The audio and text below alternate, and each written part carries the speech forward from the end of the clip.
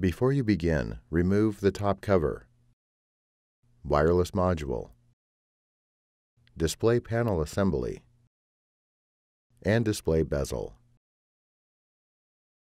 Removal. Remove the display panel cable from the routing channel on the display enclosure. Remove the four 3mm P1 Phillips-head screws that secure the display panel to the display enclosure. Lift the display panel off of the alignment pins and place it face down in front of the display enclosure.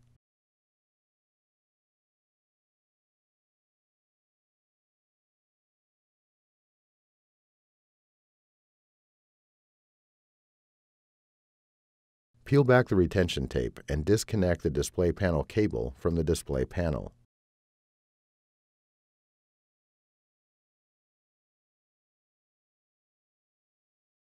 Remove the display panel.